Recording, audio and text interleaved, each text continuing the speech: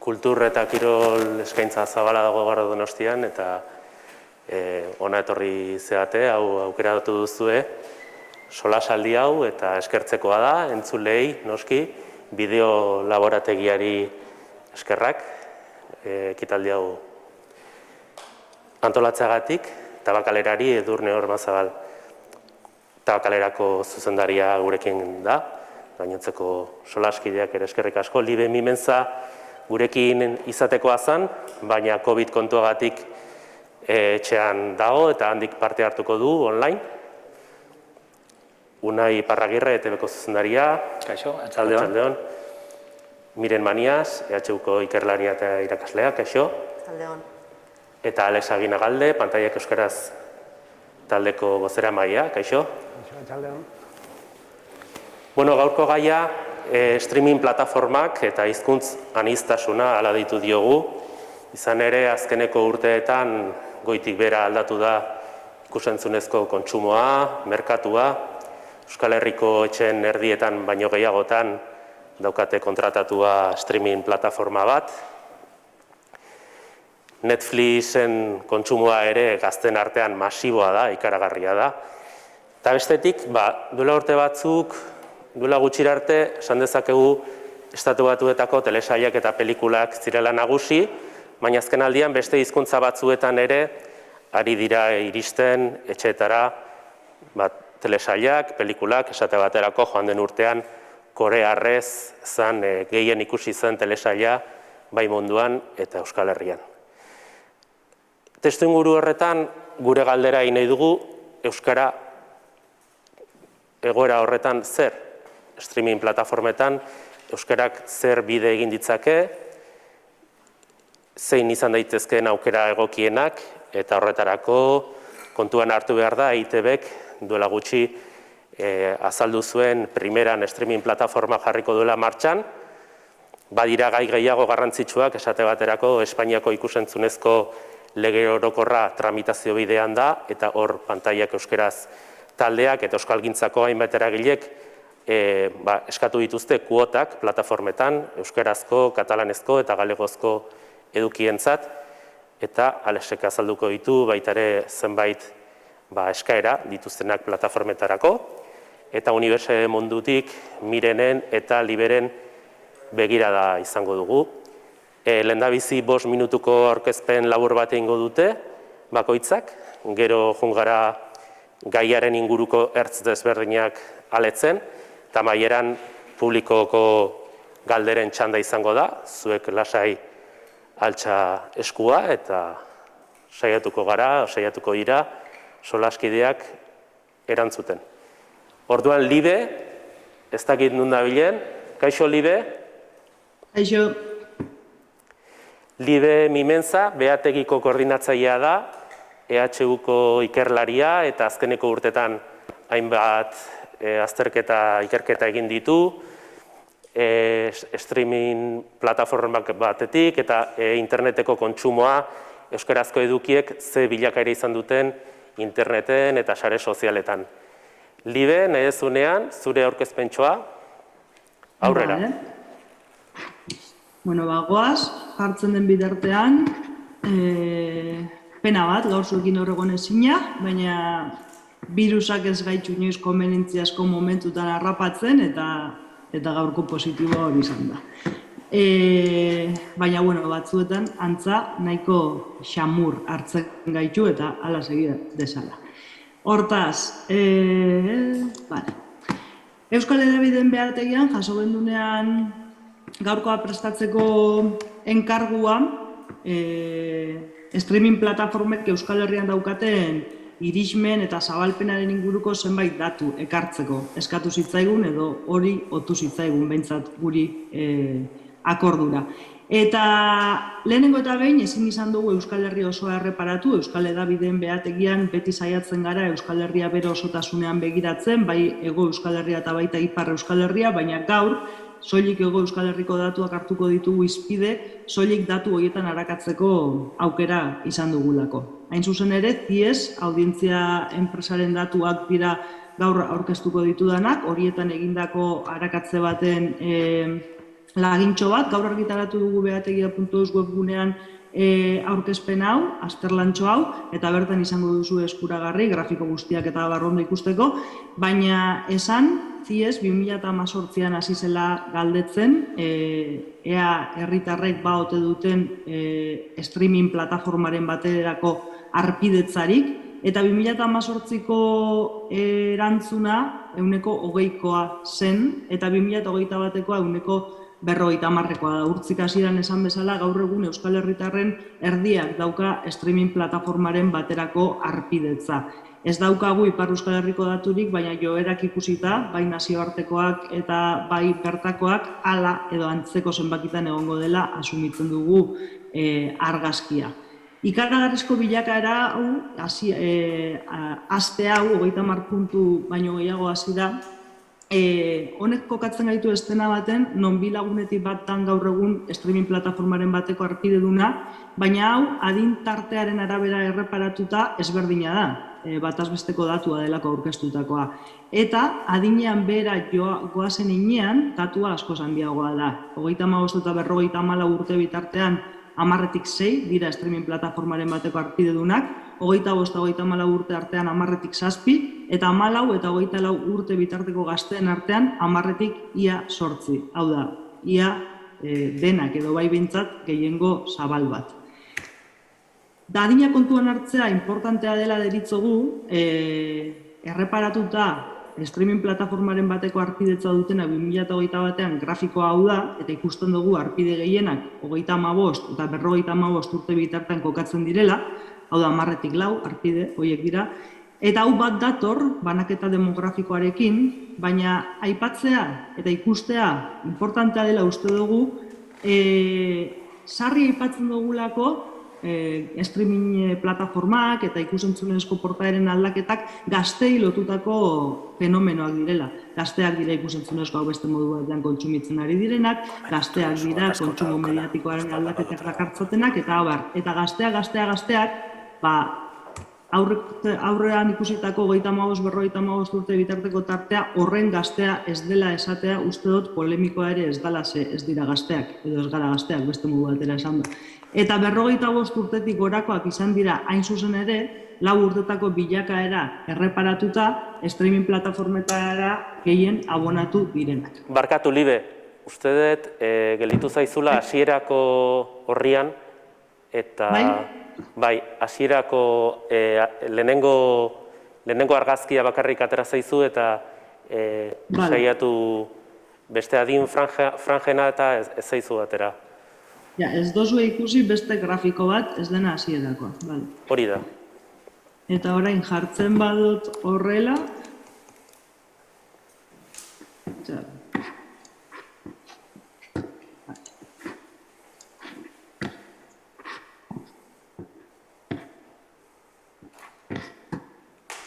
Eta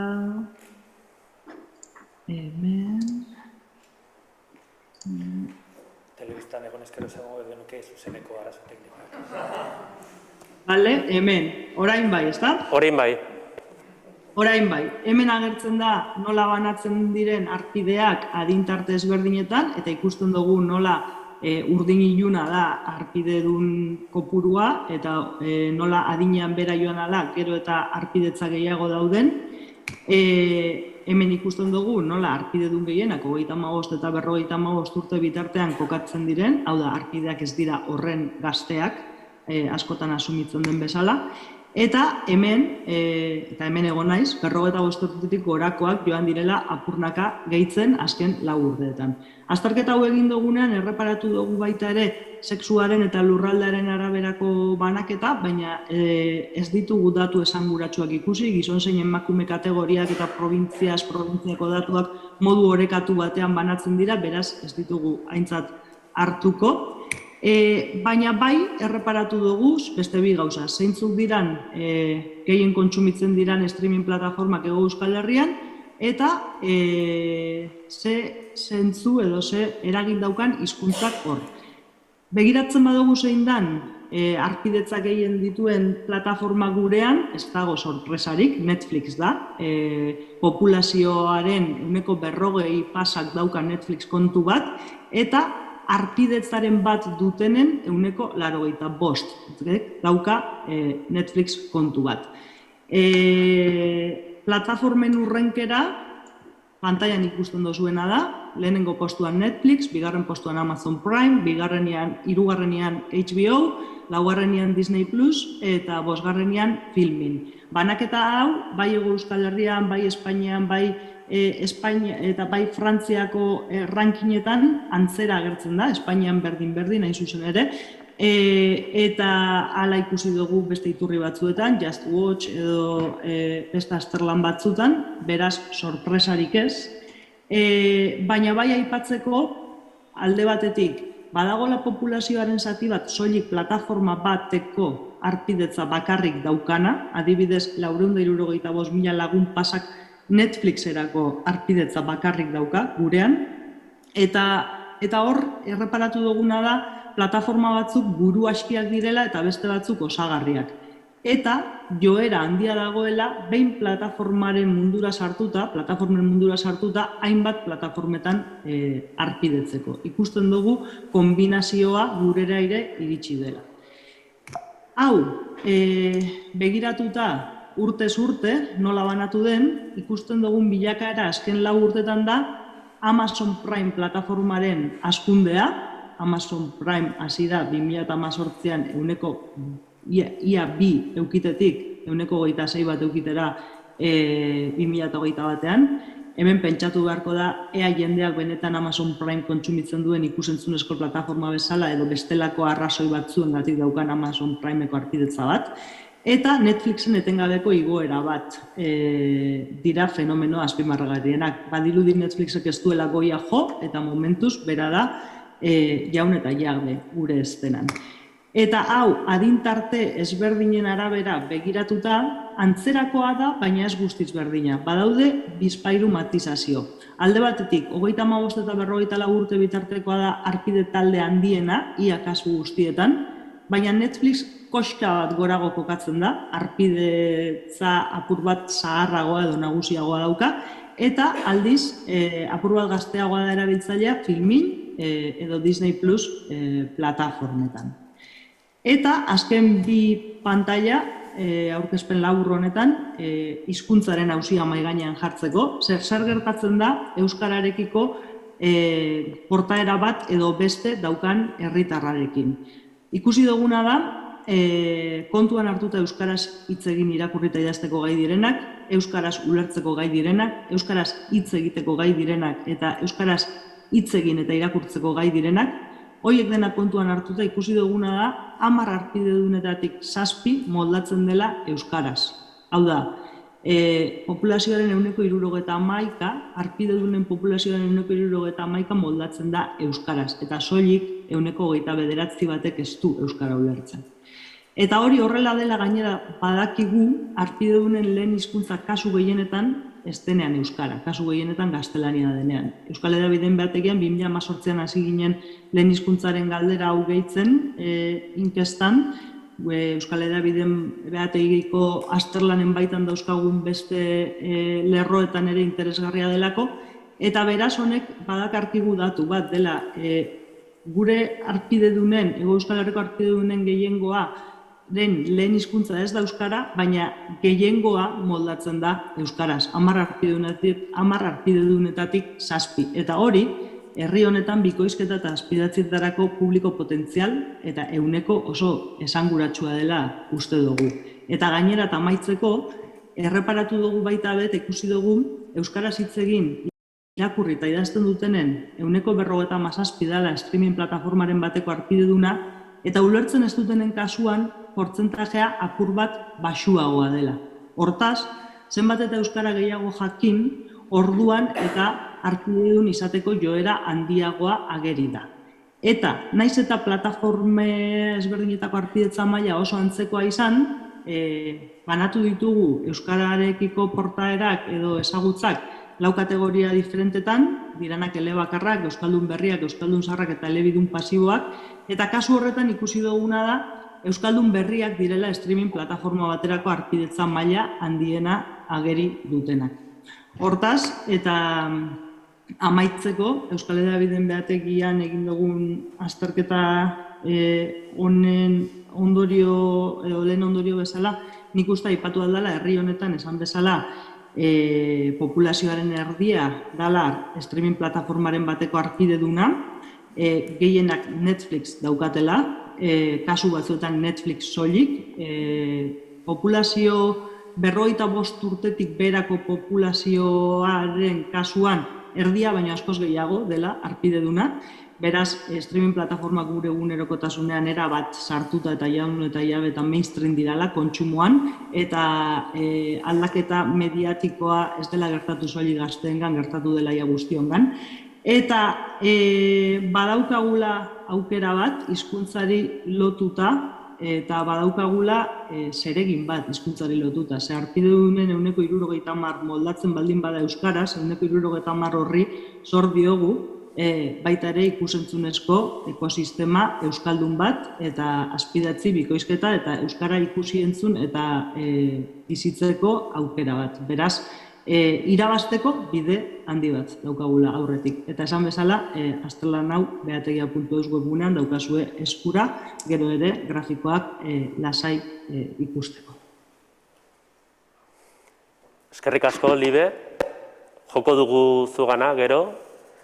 Eta orain, Unai Iparragirre, ETB-ko zuzendaria, bera 16 urtez aritu da Discovery taldean, horren aurretik aritu zen, hasi zen Arrasote Telebistan, ETB-ko hainbat saiotan aritu zen aurkezle, eta orain, Telebistako zuzendaritzan duela 9 hilabete, iazko apiriletik, eta zure txanda, zure aurkezpenaren txanda, Unai. Bale, eskerrik asko Urtzi, lehengo eta behin gonbidatzeagatik, eta baita eskerrik asko Liberi, bere aurkezpena ikusi eta gero nireak zentzu gehiago hartuko duelako. Lehenengo eta behin hori, Urtzik esandako moduan, ni duela 9 hilabete hasi nintzen ETB-en lanean, eta gaurko aurkezpen honetarako irudi baten bilanen bilela, autopatu nuen, eta iruditu zitzaidan oso egokia hainbat arrazoigatik. Alde batetik, Euskal Herria izan litekelako, ez da, baina izan liteke. Bestetik, guri mendiak ikaragarri gustatzen zaizkigulako Euskal Herrian, baina baita streaming plataformen esplosioak telebista tradizionalean erronka bezala ikusten direlako. Esan duzun bezala, eta mendi hau sekulako erronka izango litzateke horra gora igotzea. Esan duzun bezala, 16 urte egin nituenik Londresen, Discovery Channelen, eta han ezagutu nuen lehenengo aldiz, streamingen plataformaren leherketa horrek eta edukien konsumoan ekarri zuen iraultza horrek nolako eragina izan dezakeen telebista tradizional baten, ezta? Eta Discovery behartuta sentitu zen, negozioa ez galtzeko, orduan Discovery Go izeneko produktua edo plataforma martxan jartzera, ondoren Discovery Plus bihurtu zena. Eta orain, pixka bat sentsazioa da, el día de la marmota nagoela, ze EITB-en ere horretan ari gara lanean, ezta? Argi ikusten dugu, badagoela horre ikuslego bat plataforma digitaletan, eta Libeke oso argi adierazi du, askok ez daukate plataforma bat, 2,5 dauzkate, ezta? Eta, gure EITB 2030 estrategiaren barruan ere, argi ikusi genuen primeran edo antzeko plataforma bat martxan jarri beharra daukagula. Zantako bezala, iazko apirilean hasi nintzen ETB-en, eta ni sartu eta hilabete gutxira gure zuzendari orokorrak, Andoni Aldekoak, hasiera eman zion EITB-ren estrategia izango zenaren garapenari. Eta hor, 4 hilabete pasatu genituen, tailerrak egiten, ikerketak ikusten, bilerak izaten, gainontzeko Europako telebista publikoek gauzak nola egiten zituzten ikasten, eta hoietan material eta datu piloa jaso genituen, eta nik erabaki dut gaur ona bi ekartzea. Lehenengoa, hauxe da, Izpiluak izeneko ikerketa bat enkargatu genion agentzia bati, eta izpiluak horrek erakusten zuen, Europa mailan eta Kanada ere bazegoen, telebista publikoen erronkak eta indarguneak. Eta hor argi eta garbi agertu zen esaldi hau. Badabilen, hauxe, gaur egun ikusentzunezko produkziorik ez duen herri batek ez daukala errelatorik. Honetara ondoren itzuliko naiz, baina bai ni eta bai bilera horretan izan ginen nire lankide askorik geratu zitzaigun hau buruan sartuta. Zenoski, Euskal Herri bezala guk errelatoa nahi dugu, eta badaukagu ikusentzunezko produkzioa, baina ikusentzunezko produkzio hori nola moldatu behar da eremu digitalera, ezta? Hauxe ekarri nuen lehenengo datua, eta bigarrena egin genuen ikerketa sakon bat, 18 eta 44 urte bitarteko ia 1000 gazteri egin genion galdeketa bat Euskal Herrian, iazko martxoan. 100 pikutik galdera egin genituen, baina hoien artean bat, hau, zein euskarri erabiltzen duzu egunero, ala ia egunero, edukiak ikusteko. Hor ikusten da, telebista agertzen da hor goigoian, ia 176-rekin, baina atzetik datoz oso gertu YouTube, ia 175 batekin, eta plataformak ia 71,2 horrekin, ezta? Baina hau, pixka bat, beste demo batean begiratzen baldin badugu, gazteagoak, 44 urte gazte oso ondo dago, eh? Ni 44 dauzkat, así que ez dakit badabilen. Bale, oso ondo. Bueno, galdera berdina erantzuleen artean bakarri erreparatu ezkero 18 eta 29 urte bitartekoei ikusten da hor aldaketa bat badagoela. 85% ikusten du egunero edo ia egunero YouTube. Eta horren atzetik plataformak datoz. Eta gero dator telebista. Eta beste datu bat oso interesgarria aterazena, demo honetan 18-29 urte bitartekoetan, egunean bataz bestez 7,1 ordu pasatzen dituztela ordenagailuan. Tarte bat ikasten izango da, baina beste tarte handi bat beste gozatzuetan izango da, eta horien artean ziurazki edukiak ikusten. Bueno, bi datu hauek ekarri nahi nituen, eta hausnarketa sakon bat egin eta gero, esan bezala, 15 hilabete pasa genituen horretan, gure 20.000 eta 30 urterako ikuspegia zein zen finkatu genuen. Eta hause da hemen daukazuena, kontsumo eta euskarri digital berrien aurrean euskal eta euskarazko ikusentzunezko edukiak bermatu behar ditugu, gure edabideek erreferente izan behar dute euskal gizartearentzat, eta aldi berean gazteekin konektatu behar dugu munduari euskal lehioa ireki eta EITB proiektuaren jasangarritasuna bermatu. Hor argita garbi dago lehenengo parrafo horrek, kontsumo eta euskarri digital berrien aurrean euskal eta euskarazko ikusentzunezko edukiak bermatu behar ditugula, eramaten gaituela primeranera. Primeranen duela hilabete batzuk hasi ginen lanean, orain garapen fasean gaude, eta espero dugu urte bukaeran martxan jartzea. Gainetik kontatuta, primeran zer den, azteko, lehen esandako bezala, sekulako erronka. Erronka handia da, telebista tradizionalean oinarrituta dagoen enpresa batentzat, baina hortaz aparte, baita gure ustean beharrezkoa. Libek esan duen guztiagatik, eta baita, bermatu beharra dagoelako euskal edukiak esparru digitalean. Erdaraz eta inglesez piloa daude, euskaraz ez dago hainbeste. Eta jakin badakigu gizakia ohiturak barruan daramatzan izakia dela, eta ohitura horiek izan ditzagun edukien volumena behar da, ezta?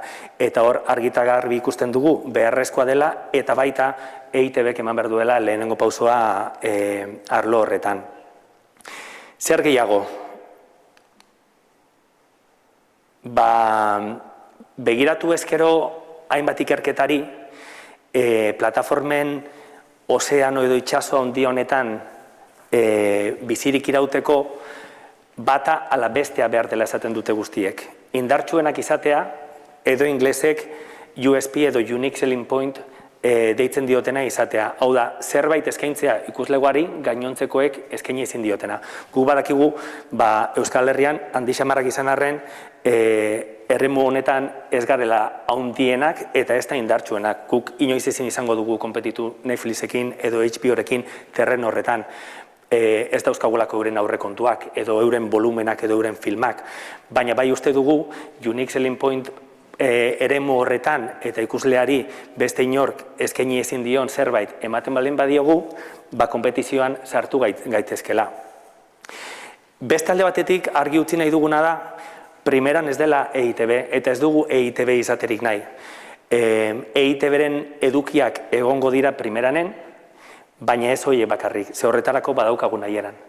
Guk nahiko genukena izango litzake, primeran izatea plataforma bateratzaile bat, non EITB-ko edukiak ez ezik, euskarazko edukiak edo euskal munduaren inguruan sortutako edukiak sortzen dituztenek ere lekua daukaten erabaten. Esate baterako, zinemaldiak, musika jaialdiak, atzo bertan, atzo eren egun tokikomekin egon ginen, eureri, beste gauza batzuen artean hau kontatu genien, eta eure nahiko balute, eta gusto honez, eta pozik hartu zuten, guk pozik sortuko genuke primeraren barruan eremu bat tokiko komunikabidentzat. Musika, kultura, euskara den guztiak uste dugu hemen uki behar duela lekua, eta zein daki, EITB izan liteke hasieran edukiaren zati handi bat gainontzekoak bateratzen ditugun bitartean, eta baliteke mendipostu urtera esatea, gu ateratzen gara, honek badaukalako bere bidea hartuta. Beste alde batetik, gure zuzendari orokorrak askotan aipatzen ditu aliantzak. Neri ikaragarri gustatzen zaidan hitz bada, txikia gara, herri txikia gara, euskaldunak ez gara asko, eta horrelako leku baten uste dut arrakasta izateko batzen gaituzten gauza gehiago daudela, banatzen gaituztenak baino. Eta zentzua dauka gure artean aliantzak egitea eta gure artean elkarlanean egotea. Zer gehiago? Eskuzabalak izan behar garela. Uste dugu, primeran oso plataforma eskuzabala izan behar dela sortzaile berriakin, sortzaile gazteekin. Bideoklip berriak egin nahi dituzten produktorekin. Gazteak behar ditugu, eta hoiei EITB-ek lagundu diezaieke. Guk baliabidea baditugulako. Eta zentzu horretan guk uste dugu primeranek eskuzabala izan behar duela, baina baita uste dugu eskuzabalak izan behar garela guztiok, euskal gizartea eskuzabala izan behar dela primeranekin. Esan bezalako, lehenengoko asatxoan dagoen bezala, hau erronka handia delako. Eta guk daukagun guztia, indar guztia, ilusio guztia, eta daukagun guztia jarriko dugulako hau ondo atera dadin, baina erronka handia da. Orduan, bai eskatuko dugu, gizarteari eskatuko diogu, primeranekin eskuzabalak izateko. Horrek ez du esan nahi uste dugula gaizki aterako dela. Uste dugu ondo aterako dela. Baina ez dugu dena lehenengoan ongi egingo.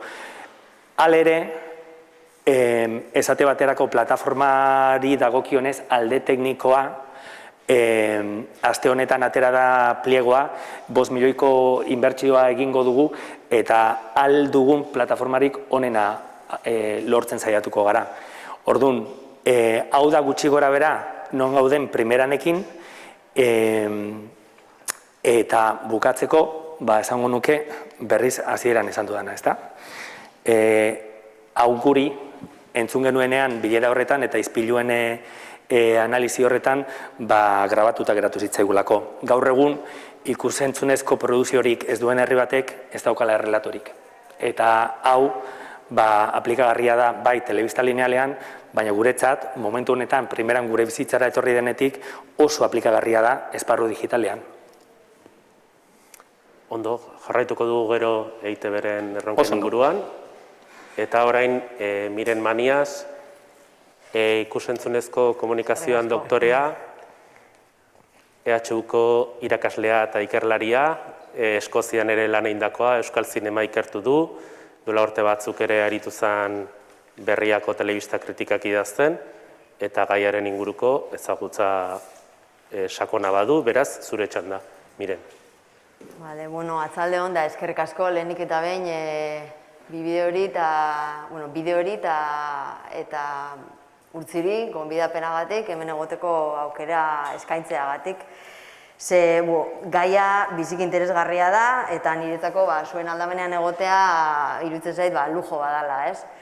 Nik nire aportazio txikina egingo dut, unibertsitateko ikuspuntutik, eta gaurko aurkezpen labur honetarako ekarri dutena da gehien bat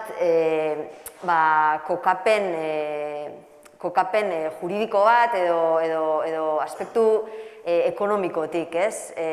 Non gauden zehazteko eta gero pausuak eta definitzeko, ez? Aurrera segitzeko. Eta orduan, eman zenidanean, izenburua urtzi hizkuntza aniztasuna eta streaming plataformak, streaming plataformak eta hizkuntza aniztasuna, baina niretzat lehendabizi egon beharko luke hizkuntza aniztasuna eta gero streaming plataformak, iruditzen zait lehenago datorrelako baita ere hizkuntza aniztasunaren printzipio hori, ez? Baina, edozelan ere, hor idatzi nuen folio batean, eta hasi nintzen, halako ideiak eta inguruan jartzen, ez? Eta lehenengo gauza etorri zitzaidana burura da ekoizpena, ez? Produktuen ekoizpena. Produktuen ekoizpena da, hori, medio teknikoak eta artistikoak, bai? Eta gero, medio horiek nola kudeatzen diren, edo jakintza medio horiek kudeatzeko, hori da ekoizpena, finantzaketa ere etorri zitzaidan burura, ez? Diru kontuak, baliabide ekonomikoak, azkenean streaming plataformetan erakusten diren ikusentzunezko eduki horiek, diruz egin behar dira eta dirua behar da, diru laguntza publikoei buruz hitz egin dezakegu, diru iturri pribatuei buruz, pizgarri fiskalak, hori guztia, ez, finantzaketaren barruan, gero badago baita ere produktuen banaketa, erakusketa, edo produktuen zirkulazioa, nahi baldin badiozue horrela deitu, produktu horien ikusgarritasuna baita ere, etorri zitzaidan burura, produktuak publikoaren aurrean jarri behar dira, publikoen begien aurrean ipini behar dira, ze bestela produktuak ez dira existitzen, zuke ekoiztu dezakezu film bat, baina norbaitek ikusi arte, produktu horrek ez dauka existentziarik, publikoak ematen dio existentzia, eta ikusgarri egin behar dira produktuak, ez bakarrik ekoiztu.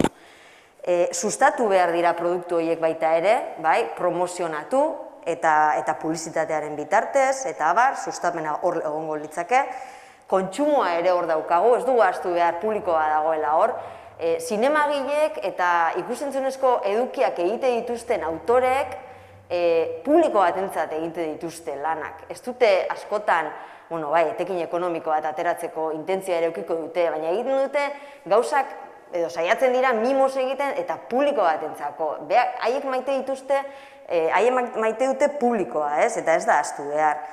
Eta gero, etekin ekonomikoa eta etekin kulturala. Nik uste dut, bi etekin mota daudela, streaming plataformetan ematen diren eduki buruz hitz egiten ari garenean. Ez da bakarrik errentagarritasun ekonomikoa hitz egin behar, errentagarritasun kulturalaz baita ere, hau da, produktu horiek produktu horiek kontsumitzeak gero bueltan gizarteari zer ekarriko dion, eta gero garapen ekonomikoa ere egongo litzake, errentagarritasun ekonomikoa. Eta kulturala da gehiago, gure kasura edo hizkuntzaren aniztasunaren esparru horretara ekarri nahi baldin badugu bederen, erakustea hizkuntzak balio bat daukala, gure hizkuntzak erakuste audientziari benetan zerbaiterako balio duela, Eta honi guztiak konturatu nintzen eragin zuzena daukala, hizkuntzaren erabileran eta hizkuntzaren kalitatean. Eta gero gainera, biak direla giza eskubideak. Guk dugu eskubidea entretenimendurako eta gure hizkuntza erabiltzeko. Beraz, zer behar da, edo zerekin dago lotuta hau, hizkuntza politikarekin, Ordan, iruditzen zait daudela bi zutabe hor, Komunikazio eta kultura politika eta beste aldean egongo litzake hizkuntza politika, bai? Hitz egin behar dugu hiztun komunitateaz. Ze horrek ere markatuko digu baita ere gu gero eskainiko ditugun produktuen inguruan. Zer egin behar dugun. Hiztun kopurua neurtu, hizkuntzaren erabilera nolakoa da. Hitz egiten da asko, hitz egiten da gutxi, zergatik, zeintzuk hitz egiten duten, non hitz egiten dute, edo non erabiltzen dute hizkuntza, eta non ez dute erabiltzen eta zergatik. Eta zer egin dezakegu hori indartzeko eta hobetzeko. Neurtu behar dira baita ere hiztun berriak, hiztun berriek guri asko emateko dute, eta hiztun berrien elementua ere hor dago eta aintzat hartu behar da. Eta horretarako, egongo lirateke azpitituluak eta abar.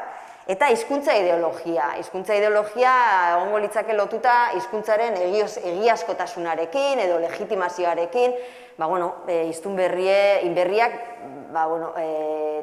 talde zehatz batzuetan ez direlako hainondo hartzen, haien hizkuntza maila dela medio, ez? Eta hor egongo litzake hizkuntza ideologia.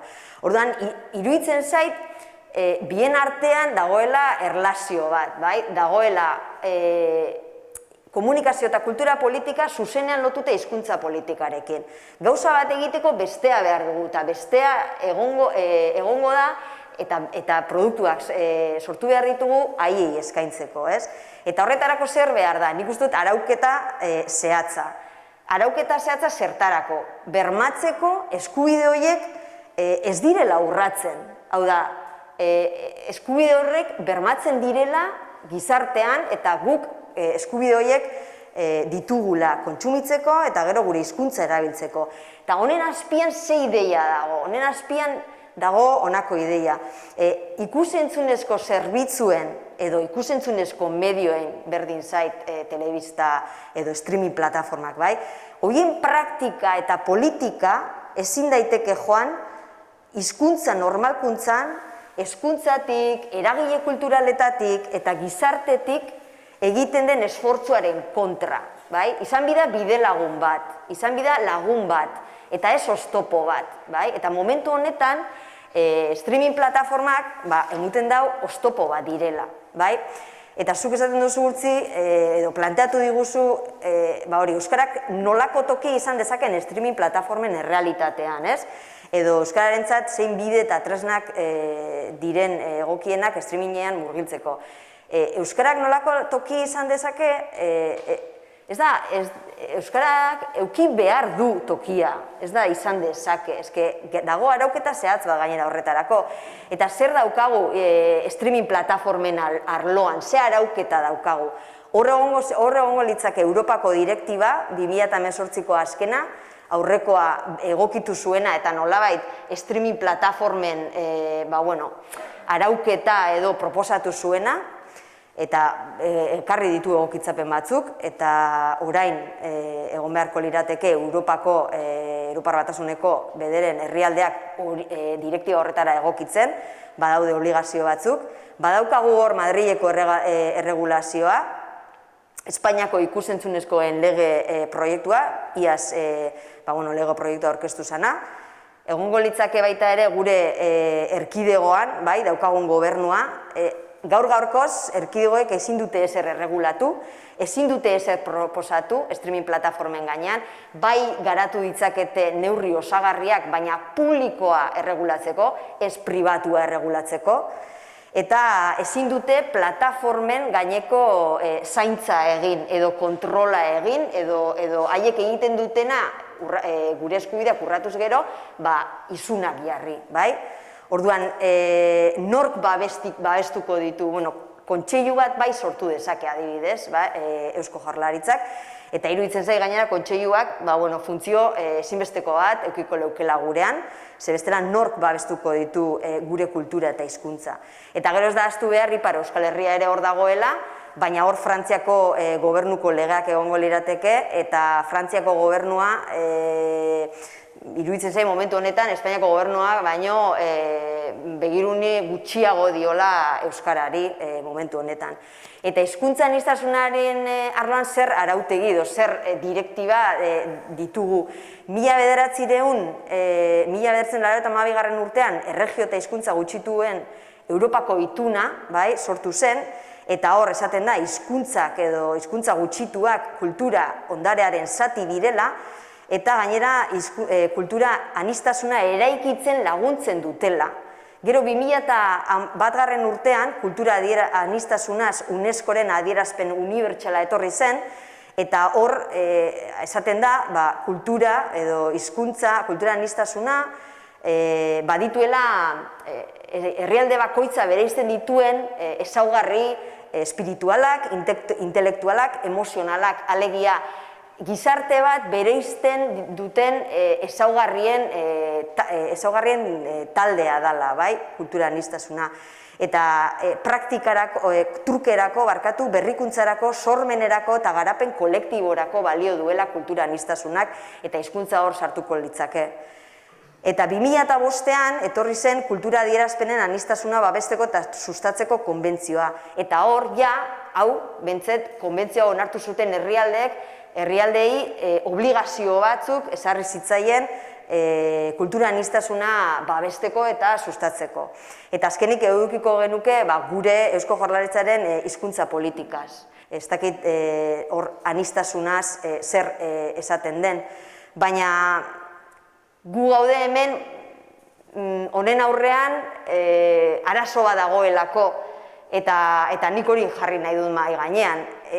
Ez da errespetatzen hizkuntza aniztasuna, gaur-gaurkoz hori horrela daukagula, marko juridiko edo legislatibo hori daukagula horrean. Bestela ez ginak hemen egongo. Dago problematika bat eta dago desoreka bat ikusentzunezkoen fluxu edo zirkulazioari dagokionean, hizkuntza aniztasuna errespetatze aldera.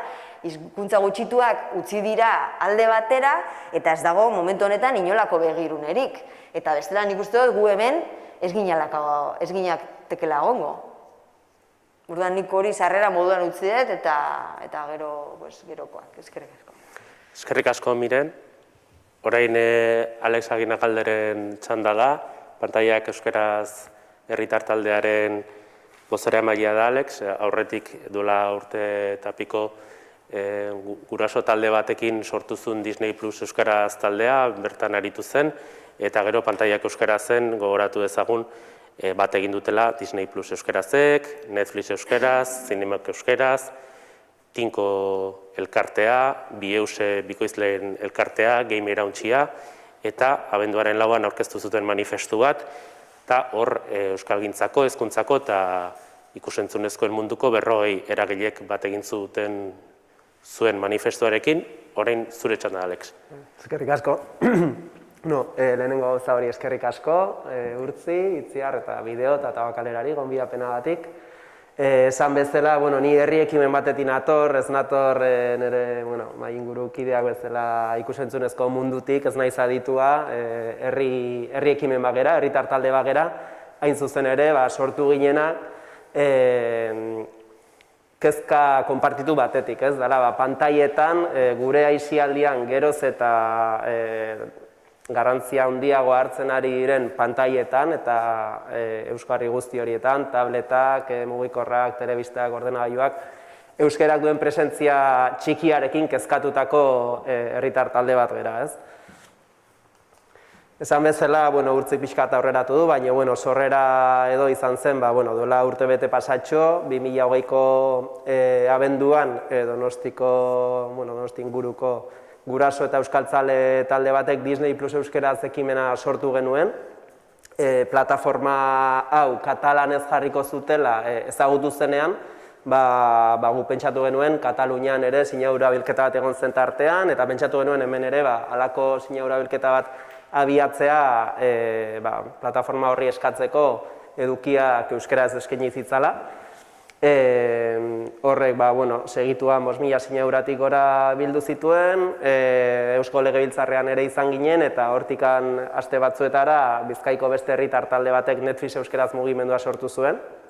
honek ere ziztu bizian 10.000 eura lortu zituen, eta jaso zuen baita ere euskalgintzako eragile pila baten babesa, hor argazkian ikusten dezuten joan den apirileko Durangoko ekitaldi horretan.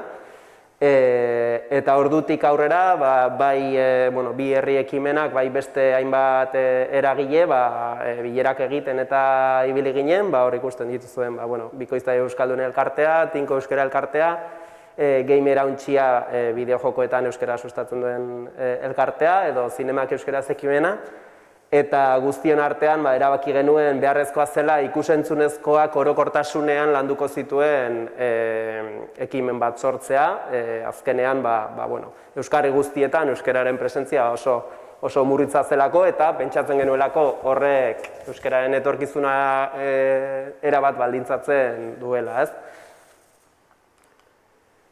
Orduan, zein zen egiten genuen irakurketa, leheno Libek ere daturen bat bota du, Unaiek ere, baina mundu mailako ikerketek diote gutxi gora bera egunean 14 ordu pasatzen ditugula pantailen aurrean, horietatik 3 ordu terdi telebistaren aurrean, ordu bete bideojokoetan, 2 ordu terdi sare sozialetan, 7 ordu interneten, eta hor ikusten duzu ere, Netflixek berak egin zuen ikerketa batean,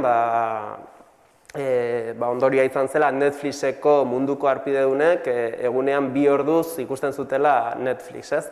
Orduan, panorama hau ikusita, horrek esan nahi du, gure aisialdiaren denborarik handiena sortzaile plataformak, YouTube, sare sozialak, streaming plataformak, pantailei begira pasatzen degula, eta pantailetan zein da euskararen egoera hutsaren urrena, ez? Libek bota dituen datu jarraiki, hau pixka bat zarragoa dira, 2008koa dira, baina baita ere Beategiak egindako ikerketa baten datua dira.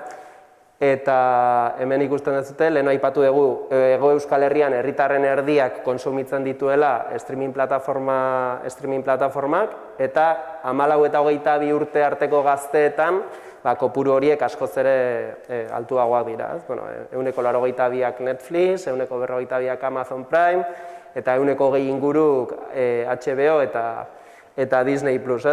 Honek zesan nahi du, gure aisialdian geroz eta leku gehiago hartzen ari diren pantaiak konsumitzen pasatzen ditugula, ordu pila bat, gazteek are gehiago, eta guzti hauetan zein da euskararen presentzia, hemen ikusten dezutena, ez? Merkatua irentsi duten plataformetan, 4 plataforma nagusitako edukiak elkartzen baldin baditugu, totalean 0,02koa da euskarazko eskaintza, ez? Azkenean Netflixen dauden 4 euskal ekoizpenak, guztiak hemen egindakoak, Handia eta Akelar eta Blakiz Beltza, eta ez dakit zein zen laugarrena. Eta Prime Videon dauden Zine Euskadik bikoiztutako Dragoi Bolako 2 pelikula. Hori da guk kontsumitzen ditugun plataforma horietan euskaraz dagoen eskaintza bakarra, ez? Orduan, honek asko kezkatzen gaitu, horrek esan nahi duelako, gure referente guztiak erdalduna direla. Eta honek pentsatzen dugu eragina daukala hizkuntzaren erabileran. Ez dago zehazki ikusentzunezkoen kontsumoak euskararen erabilerarekin duen harremana lantzen duen ikerketarik, baino badaude hainbat ikerketa soziolinguistiko aisialdiak eta aisialdiko esperientziek hizkuntzaren jabetzan eta ohituretan duten eragina ikertzen dutenak, ez? Eta gure aisialdia geroz eta gehiago dago pantaile lotuta, eta beraz, pantaiak erderaz baldin badira, horrek eragin zuzena izango du hizkuntzaren erabileran. Hau pixka bat, euskararen erabilera datuekin alderatuta edo, ikusi ezakegu 2006tik euskararen kale erabilera jaisten ari dela, puntu bat inguru jaitsi dela, eta euskararen kalitatea ere, uztailean publiko egin zen beste ikerketa bat, ikasleen, DBH biko ikasleen 53,3 beharko luken euskara maila lortzen ez dutela esaten zuena, ez? Orduan honek pixka bat agerian utzi zuen hezkuntza bakarrik ez dela nahikoa ikasleak euskalduntzeko, aisialdiari ere begiratu behar zaiola, eta gainera eskolan bertan euskararen erabilera ere beruntz dijoala esaten duten beste ikerketa batzuk ere publiko egin ziren iaz 2021 batean, ez?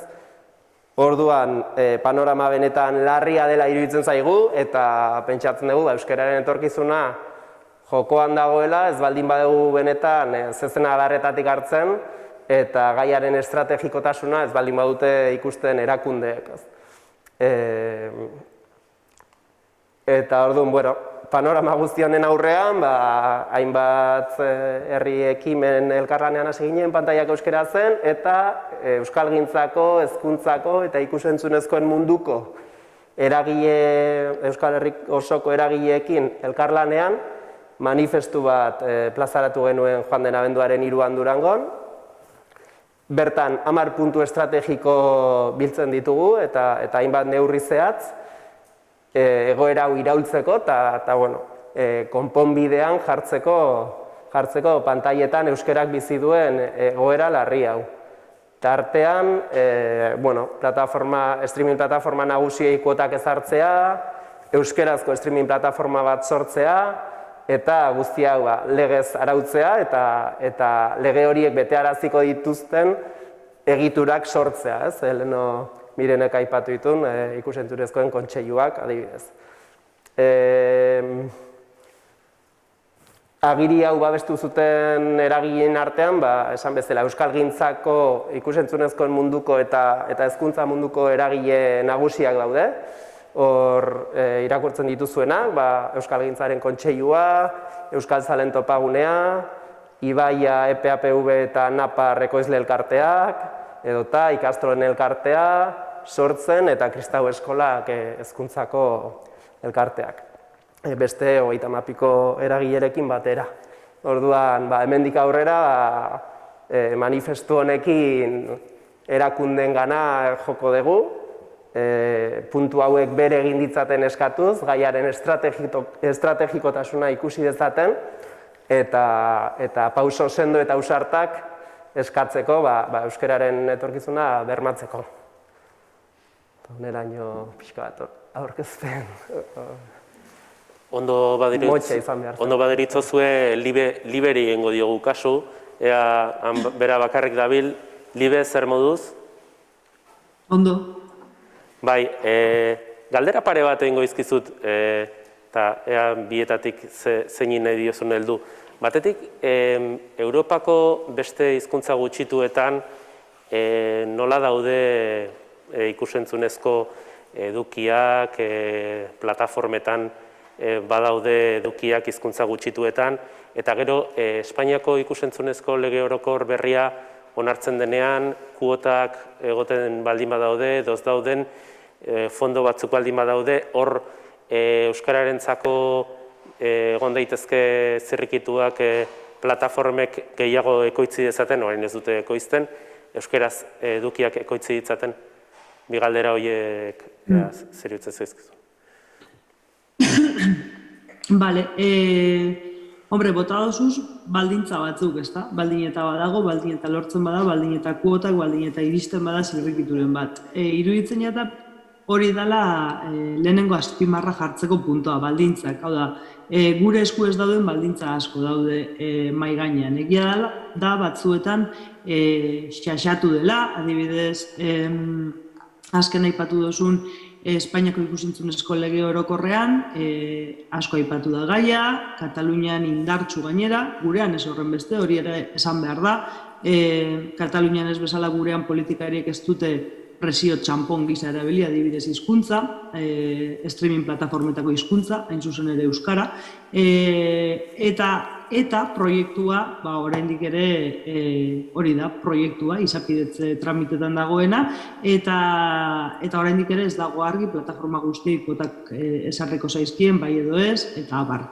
Baldin eta lortzen bada, eta zerbait badirudi ikusiko dela, posible da zerbait iristea, baina ez daukagu ziurtasunik. Baldintza daude aurrean eta euskarazko edukientzako iruditzen jata ez dagoela ziurtasunik. Eta legedi justuago eta demokratikoago bat eskatzea bera, inoiz baino beharrezkoagoa da, bai ikusita Espainiako legedia edo ikusita Europako beste hizkuntza gutxiagotzu batzuetan zer gertatzen den, adibidez Islandian eskatu da, estatu bezala, eskatu zai plataformei erregulatzeko, egiteko, eta gainera gurean ikusita, aste honetan euskararekin lotuta gertatu diren bestelako gertakari negargarri batzuk, uste dut inoiz baino beharrezkoagoa dela, inoiz baino indar handiagoz eskatzea eta gauza batzuk jada agian ezin dira onartu. Nik partekatzen dut Alesek aurkezpenean esandako urgentzia sentsazio hau, ze euskarak badirudi diluitzeko inoiz baino aukera edo ate gehiago dituela parean, ezta? Eta hau ez diot bakarrik nik, edo ez dio bakarrik herritar talde euskaltzale batek, edo ez diot ala Katalunian, Galizian, edo beste Europako eta nazioarteko zirrikitu batzuetan, adibidez UNESCO argitaratu zuen 2021ko azaroan, adimen artifizialaren etikari buruzko deklarazio unibertsal bat, eta adimen artifizialari buruzko deklarazio unibertsal honetan streaming plataformak ere aipatzen zituzten. Eta hain zuzen ere aipatzen dituzte streaming plataformak haien gomendio sistemei, hau da, haien algoritmoi lotuta. Eta nola haiek eta haien dinamika horiek kultura eta hizkuntza aniztasunean izango duten eraginik eta izaten ari diren eraginak eta horiek etikari lotuta nola iruditzen zaizkien kezkagarriak. Hori UNESCOn horrela baldin bada, hori eta gertatzen ari den afera hau estatu indartsu batzuentzako ere kezkagarria baldin bada, Europan ere aipatzen delako da kuota eta regulazioen bide hau, zer esanik ez, estaturik ez daukagun herrientzako. Orduan, bai, erregulazioa plataformei propio eskatuz, erregulazioa hizkuntzak babesteko, baina jakinda, atzerriko enpresa handiei legeak bete araztea oso egiteko zaila dela eta horretako adostasun zabalak behar dirala.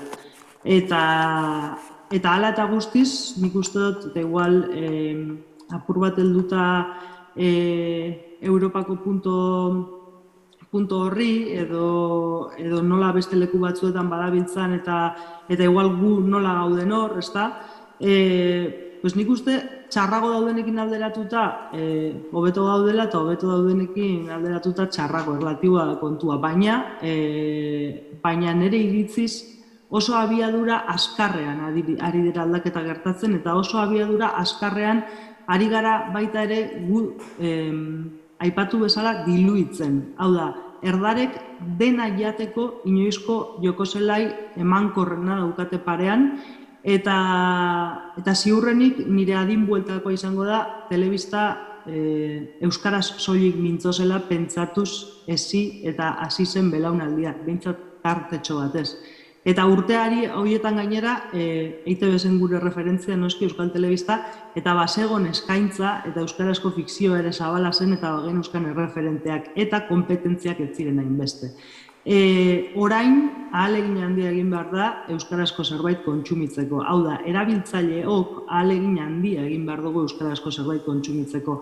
Eta beraz, autu bat da abia puntuan, kontsumoa gertatzeko autu bat egon behar da, eta lehenengo hautatu behar da hizkuntza, eta gero hautatu edo bilatu edukia. Eta lehenengo hizkuntza hautatzea gaur egun antinorma da. Ez dugu horrela funtzionatzen, gure burmuineko softwareak ez daude horrela programatuta. Beraz, ahalegin ekstra bat da. Eta hautatu harren ere hizkuntza, gero bilatu behar da, baote dagoen zerbait, eta baote dagoen zerbait berria, eta ea non ote dagoen, eta izan badaukagu euskarazko ekoizpena, eta ziurrenik zenbaki kuantitatibotan azken urtetako handiena da, kontuan hartuta baita ez soilik telebista tradizionala edo streaming plataformetan zer gertatzen den, baita kontuan hartuta YouTube, Twitch, Instagram, TikTok, bestelako sareak, hezkuntza edukiak eta abar. Baina daukaguna nahikoa da ez, eta gainera oso sakabanatuta daukagu eduki hori sarean, eta ez daukagu nodoen arteko loturarik. Plataforma bat, primeran bezalako plataforma bat, ongi etorria izango da, noski, baina nire iritziz ez da nahikoa izango edukia gune batean bateratzea. Zabalpen estrategian ere lan asko egin beharko da. Eskerrik asko, Libe. Miren, gauza asko esan ditu Libek, Zuk ze gaineratuko zenuke arlo horretatik eta legeak ere garrantzitsuak dira, nola ikustezuzuk? Ni legeari helduta, edo bederen Espainiako ikusuntzunezkoen lege proiektuari helduta, momentu honetan planteatu den bezala ez da nahikoa. Ez da nahikoa, ze aurreko legearekin alderatuta aldaketa oso gutxi egin dira.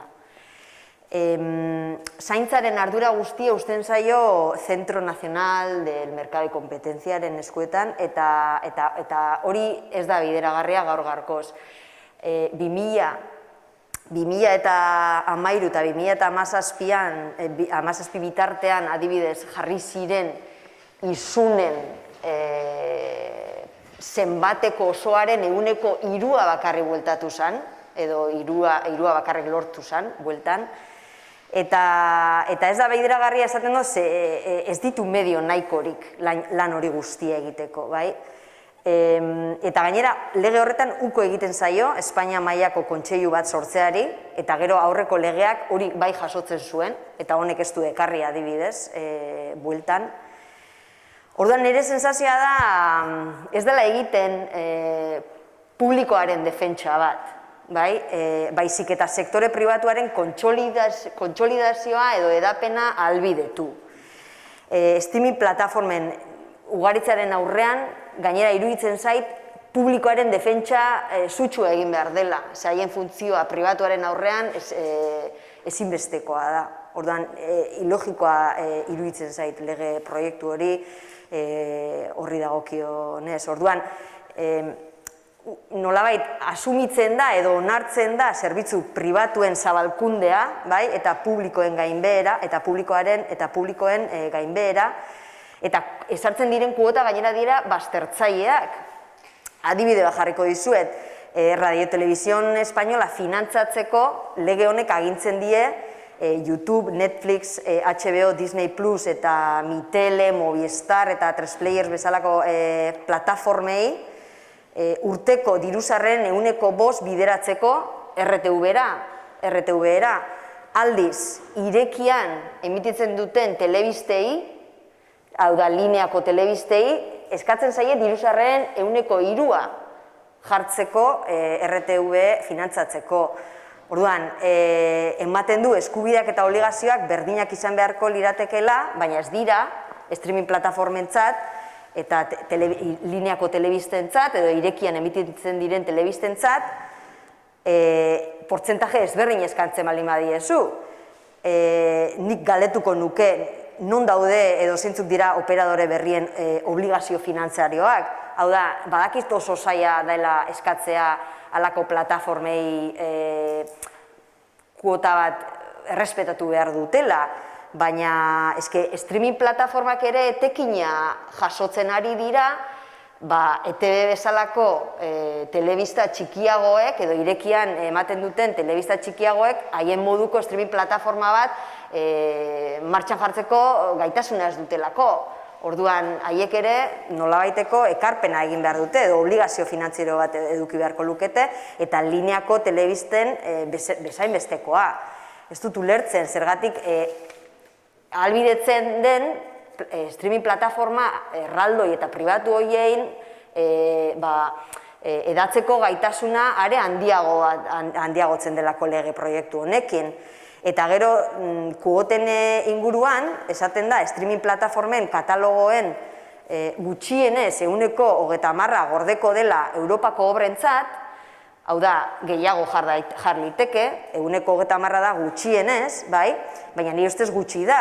ze momentu honetan irekian ematen duten telebistek 151, bai, programazioaren 151 gorde behar dute Europako obrentzat.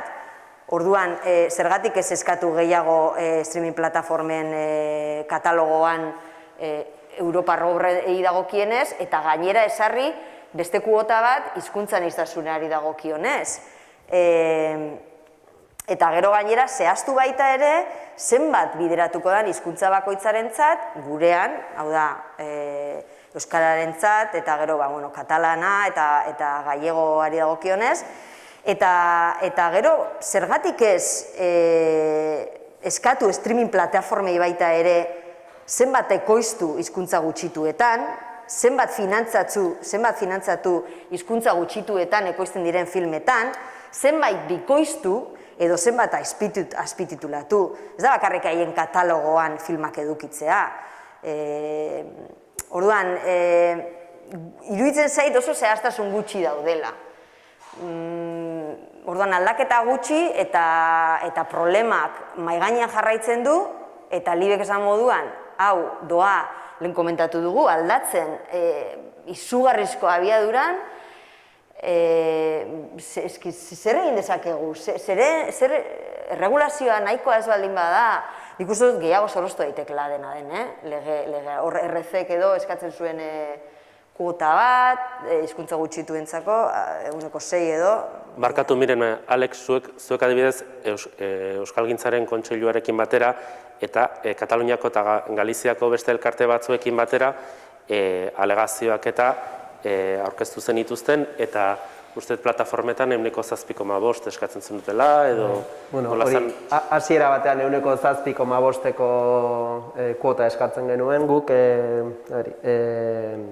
streaming plataformen katalogoetan, hizkuntza gutxituetara bideratu beharreko kopuru horretan. Berez, Europar direktibak dio edukien 30% Europarak izan behar direla, Espainiako lege proiektuak horretatik erdia, hau da 15% estatuko edukiak izan behar direla, eta orduan guk horren erdia gaztelera ez den hizkuntzetan izatea eskatzen genuen, ez? Azkenean badirudi, hor RC-rekin egin duten akordio horretan 7,5 ez, baizik eta 6 izango dela, hau da, estatuko edukien 40% izango dela hizkuntza gaztelera ez den hizkuntzetan, hizkuntza gutxituetan eskatuko zaiena plataformei, baino arazoa zein da, arazoa da lege proiektua orain dagoen bezala aurrera aterako balitz, oso eragin mugatua izango lukeela, proiektuan jasotzen den bezala, soilik estatuan egoitza duten plataformei aplikatuko litzaieke, hau da, Movistar Plus, A3 Media eta Filmini, eta ez dakit zein gehiago, baina nagusiei, merkatuan nagusi direnei, Netflix, HBO, Disney Plus, eta Prime Video hori, litzaieke aplikatuko. Horregatik guk, Kontseiluarekin, Tokikomekin eta Ekimen elkartearekin, eta Kontseiluaren bitartez, estatuko beste hizkuntza mugimenduekin dakaten harreman horretatik, emendakin sorta bat prestatu dugu. Lege horretan, lege proiektu hori orain tramitazio parlamentarioan sartzen denean, alderdiei eskatuko zaie, guk euskal alderdiei, Kataluniakoei eta galegoek Galiziakoei, emendakin hauek bere egin ditzatela eta sartu ditzatela emendakin hauek legearen tramitazio horretan. Eta emendakin hauetan zeintzu dira jasotzen ditugun puntuak, esate baterako estatuan egoitza ez duten plataformei ere aplikatu dakiekela legea, hau da, estatuan zerbitzua ematen duten plataforma guztiei, ez soilik egoitza hemen dutenei.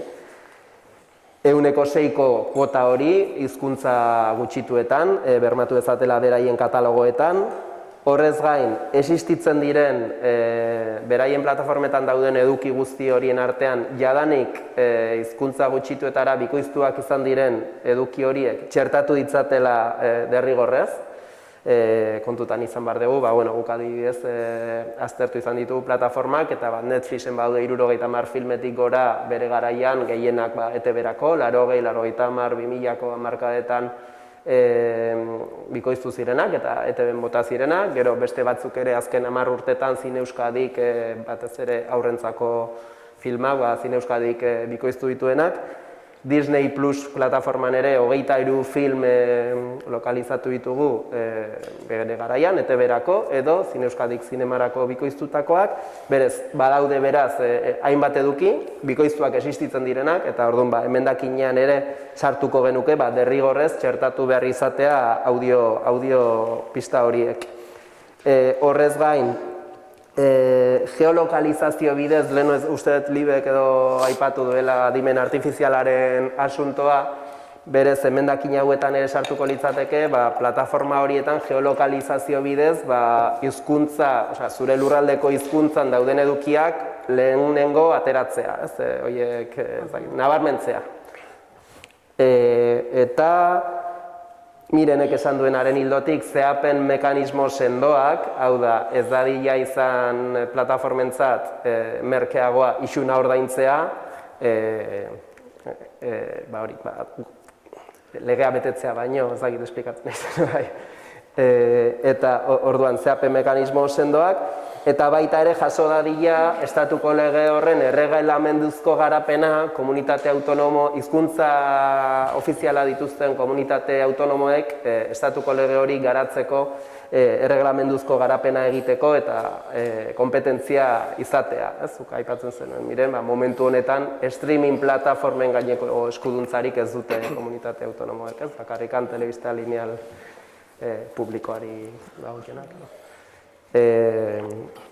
Eta, orduan, emendakin sorta hori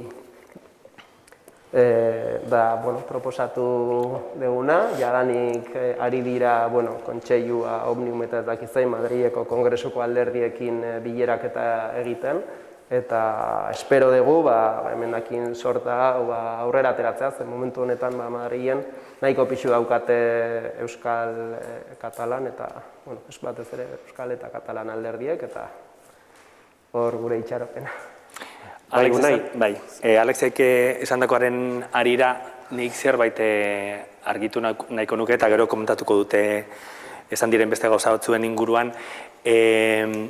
Duela aste pare bat edo, leku batzuetan atera delako, hain justu orain esan duzula, EITBek dituen euskal bikoizketen kontua ez da.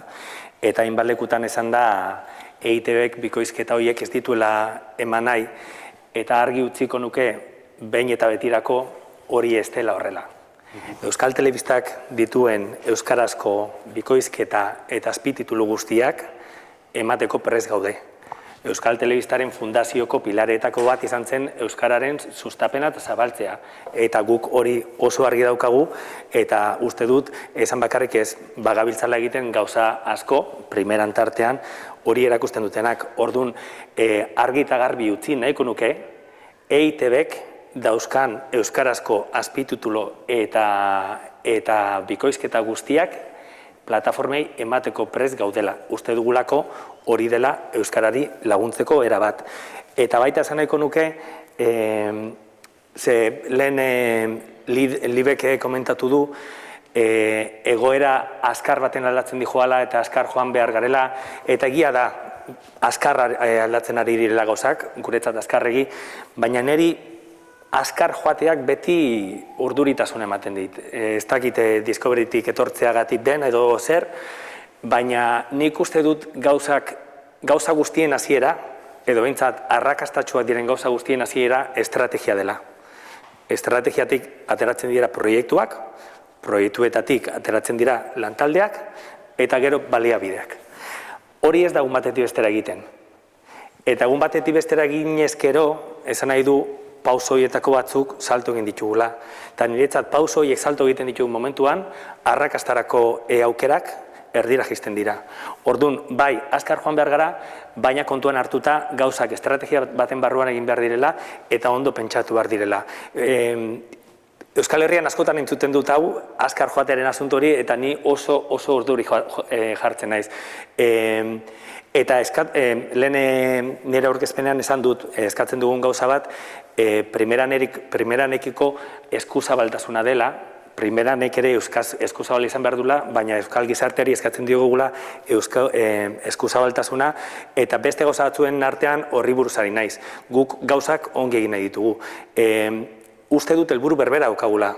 Plataforma hau helburu berberarekin jaioko da, eta ongi egin nahi dugu, baina ez azkar.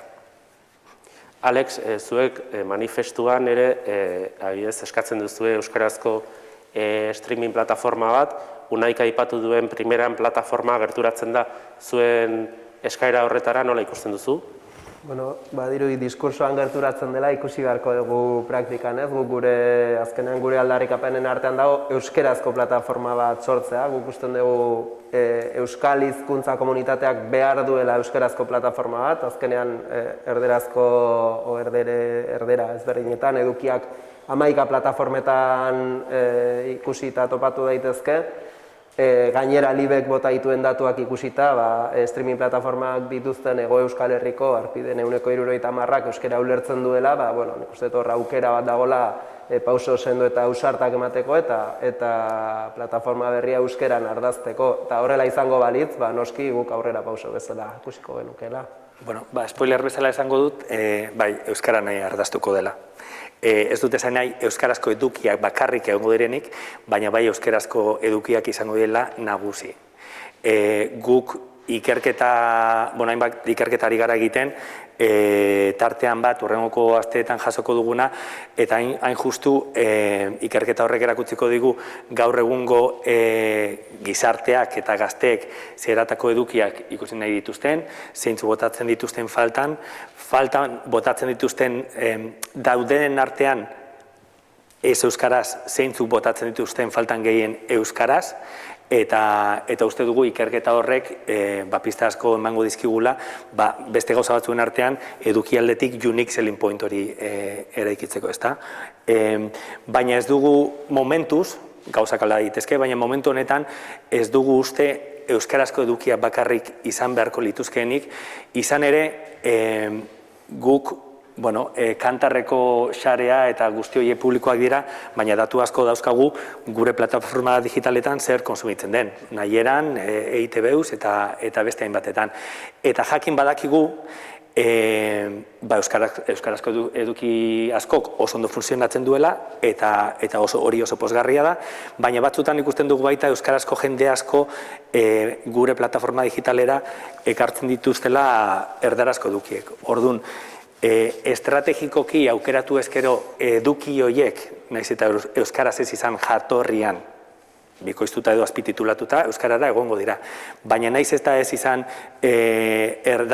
euskaraz jatorrian uste baldin badugu, adibidez, gure erdarazko programa batek lagunduko digula plataformara jende gaztea edo gure targeta ekartzen, uste dugu eduki horrek egon behar duela. Eta ondoren behar dugula beste estrategia bat, pertsona edo ikusle horrek erdarazko eduki hori kontsumitu ondoren euskarazko edukietara pasatzeko. Momentuz horretan gaude, baina uste dugulako hori ona dela euskarazko edukien kontsumorako. Zezuk lehen komentatu duzun bezala, ikusgarritasuna oso zaila da eremu digitalean.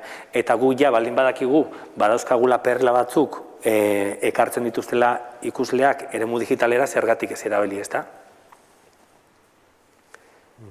Liberi kaso ingo diogu, zer irutzen zaizu, Libe, kaixo? Kaixo. Leheno momentu batean aipatu du Mirenek baita ere azpidatziak, eta leheno bikoizketaren ere zerbait aipatu duzue, orduan bai Unairi galdetuko dio gero, EITB-ren kasuan bikoizketa eta azpidatzien munduan zer, eta Alexek eta Mirenek baita ere, baina zuri Libe, zer iruditzen zaizu egin daitekela bikoizketa eta azpidatzen kontuan euskarak izan dezaken presentzia pantailetan?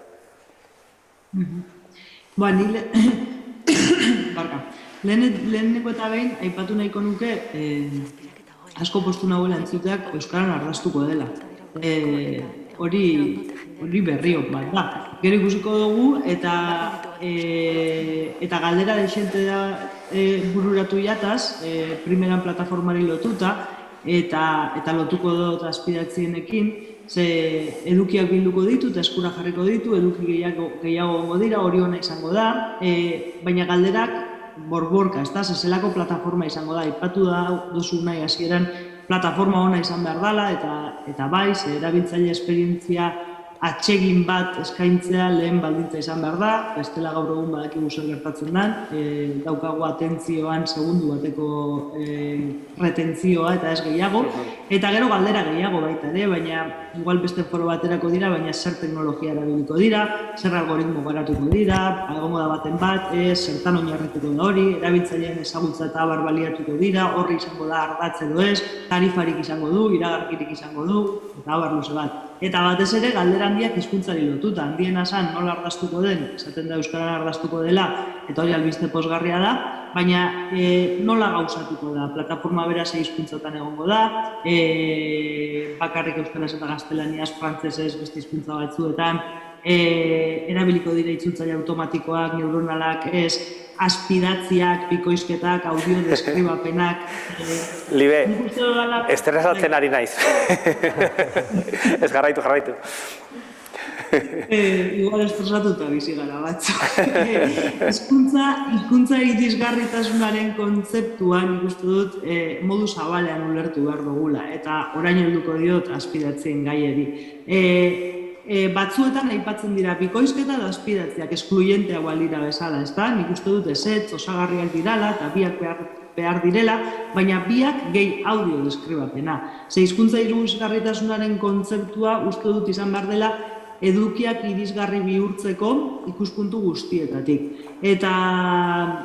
Eta gero pentsatu beharko da, eta horretan bat natorru nahirekin estrategiak denbora behar du, baina estrategia nire iritziz ezin da izan bat eta bakarra edo determinantea.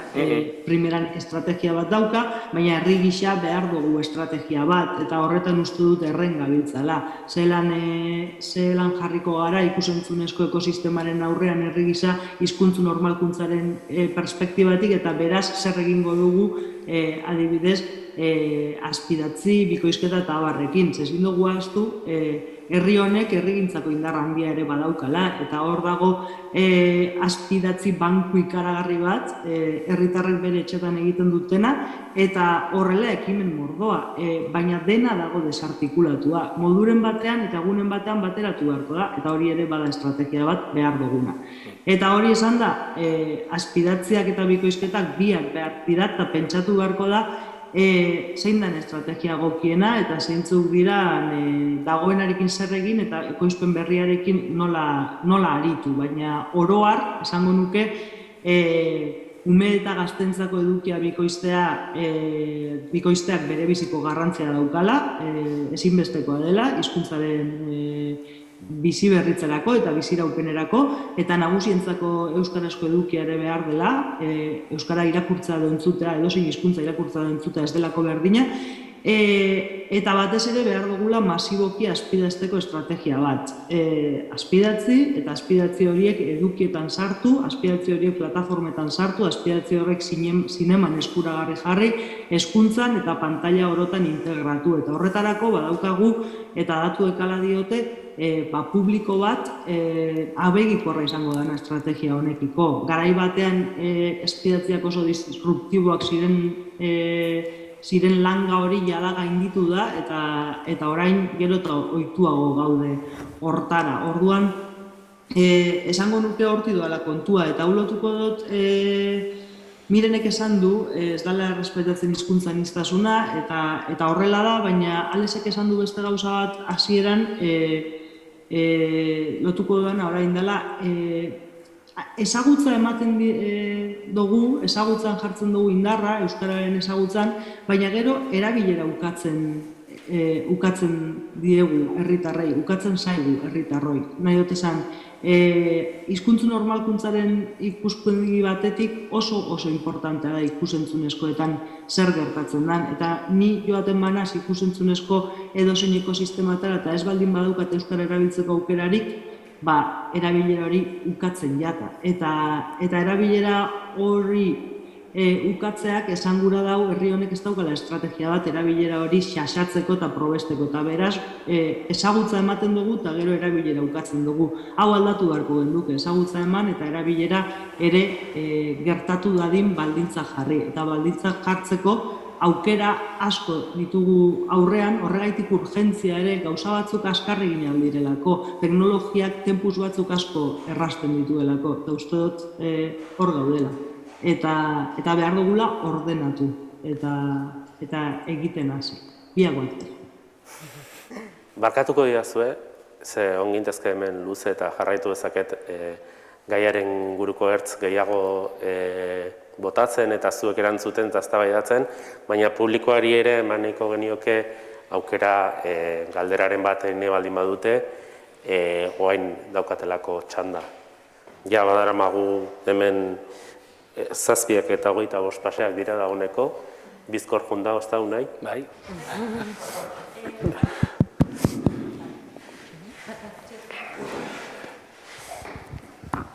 Kaixo, arratsaldeon. Bueno, nire kezka badator, miren zuk aipatu dituzu, ezta? Hor ikusentzunezko konsumera begirako hainbat input, ezta? Konsumoa, irisgarritasuna, sustapena. Eta nire kezka badator apur bat ekoizpenetik, ezta? Ze irudikatu dut primeran plataforma badala abia puntu oso interesgarria aipatu dozuen oso era soltean dauzkagun euskal ekoizpen guztien nexo edo ikusgarritasun hori zelabait gauzatzeko, baina uste dut primeranek epe ertain luzean arrakasta izango badu etorriko dela ere izango delako plataforma bat eduki berriak ez dakit behinta berriz esan, ez dakit esan etengabe, badakigu Netflixen arrakastaren atzean badagoela besteak beste, zenbateko inbertsioa egiten duten, daukaten ekoizpen frenetikoa, frenetikoa da, ari dira fikzioak txurrak bezala ateratzen, hain justu Netflixen engantzatuta dagoen ikusle horri eduki berria eskaintzeko behinta berriz, ez da? Eta orduan, hasi nahi irudikatzen, primeran hemendik eta 5 urtera, hemendik eta 10 urtera, ezagutzen dugunean gutxi asko primeranen dagoen eduki hori, ni kontsumitzaile bezala, izango dudan pizgarririk, primeranen behinta berriz sartzeko eduki berri bila. Eta hori ere bada estrategian pentsatzea, ez? Bada, nork beteko du primeran repositorio funtzioa egiten duen ondoren. Ze hori ere suposatzen dut erronka handia izango dela, ez da? Bai, eta barkatu argi geratu ez baldin bada, baina argi daukagu beste dozin plataformatan bezala, primeranen ere, astero eduki berriak bermatu beharra dagoela. Eta hori, nik ez dakit hemendik 5 urtera nor egongo den eta non egongo den, baina EITBek egunero produzitzen ditu edukiak, baina gu ez gara bakarrak. Hemen komunitate audiovisual badago produzitzen duena, eduki ona gainera, eta nik uste dut, naiz eta lege berri horrek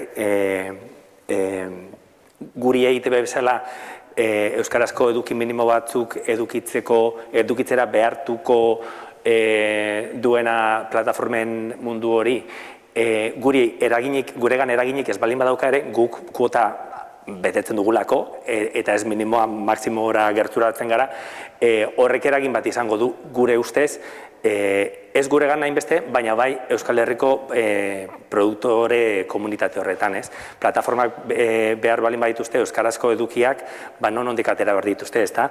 Eta orduan nik uste dut hori bai izango dela ona, estimulatuko duelako, lege hori aprobatzen baldin bada, estimulatuko duelako ikusentzunezkoen produzioa. Eta hortaz aparte, lehen esan dako bezala, EITB hor dago, orduan ez dugu ikusten 5 urtera kitxo, ez dago eduki gehiagorik. Markatu nahi, Miramon faktoria ez duzu aipatu, eta hori ere martxan jarriko da, ez da? Hori ere bada, gure estrategiaren barne, 20-30 estrategiaren puntu garrantzitsu bat, ez da? Miramon goitibera berregitekotan gaude, eta Euskal Herriko edukiak ekoizten dituen hub garrantzitsu bat bihurtu nahi dugu. Proiektu handia da, luzea, baina uste dugu herri honentzat oso ona izango dela, eta ikusentzunezkoen mundua, komunitatea eta negozioari kriston bultzada emango diola. Nik galdera bat daukat. Javi? Badoa, ez?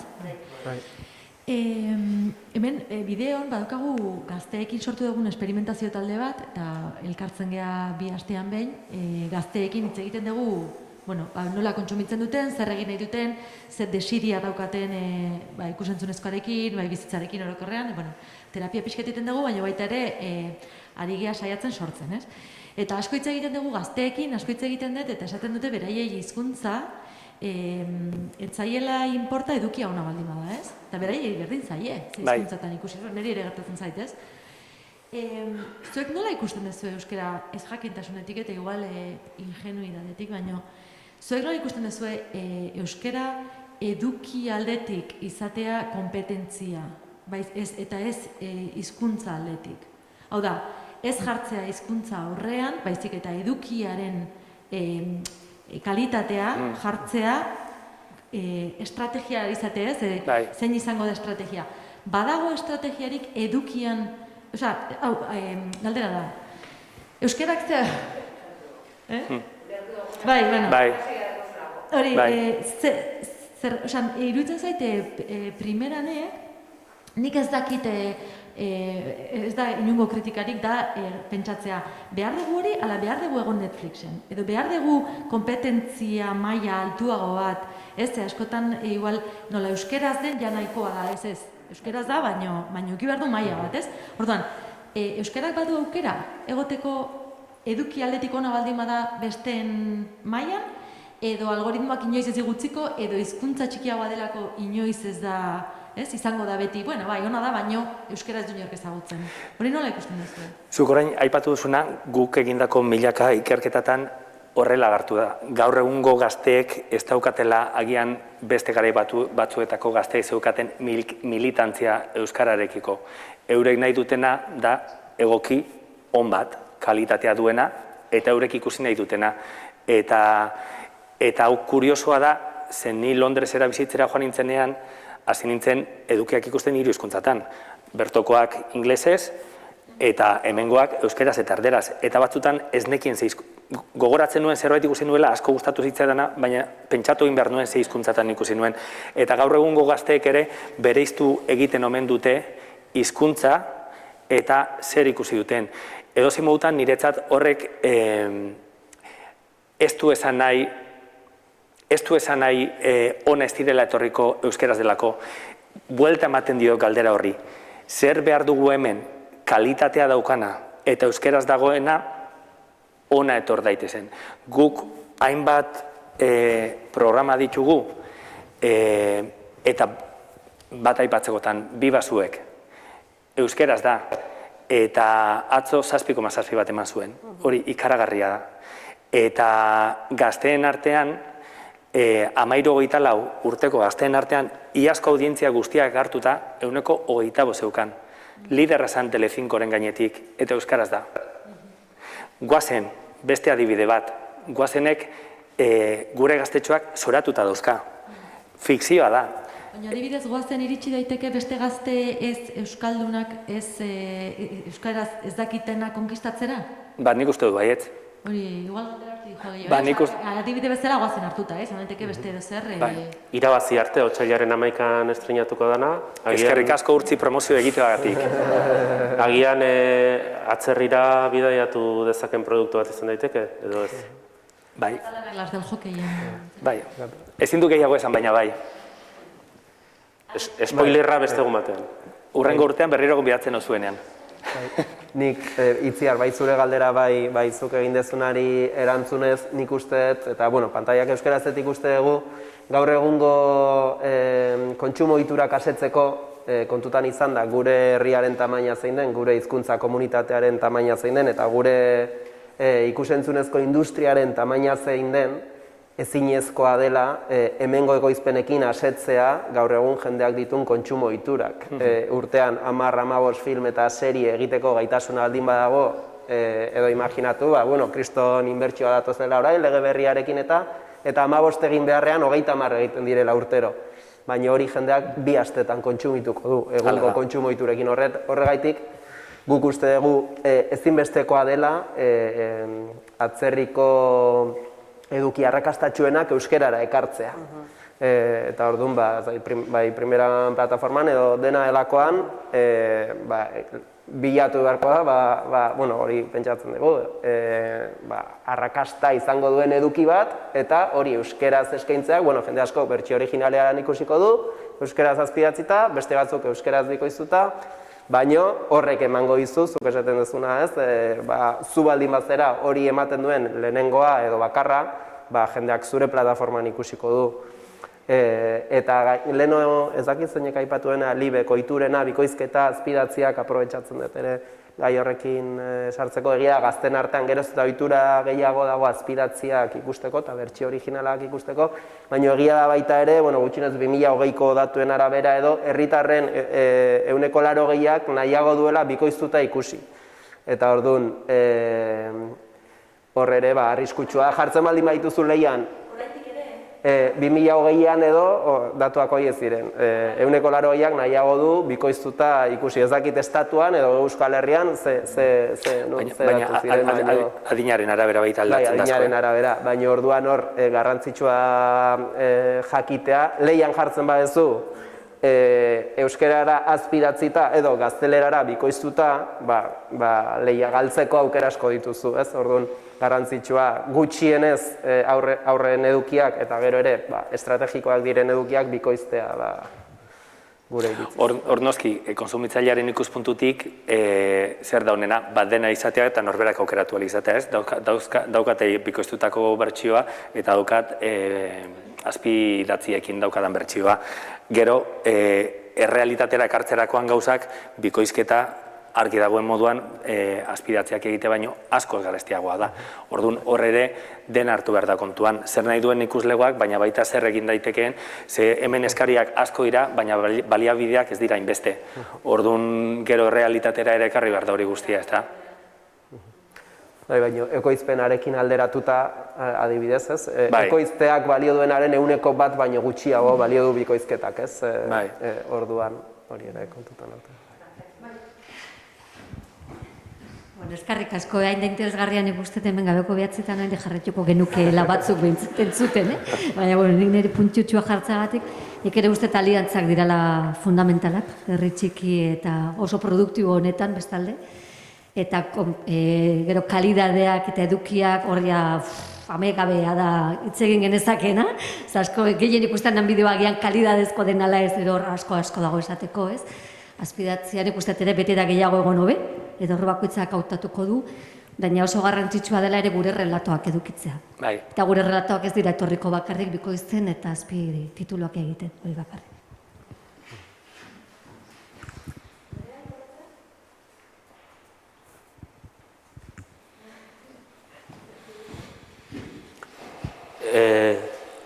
Dira 8 gutxi kasik, bukatu beharko dugu, ezta? Primeran martxan jartzen denean, ikus-entzunezko lege berria dagonean eta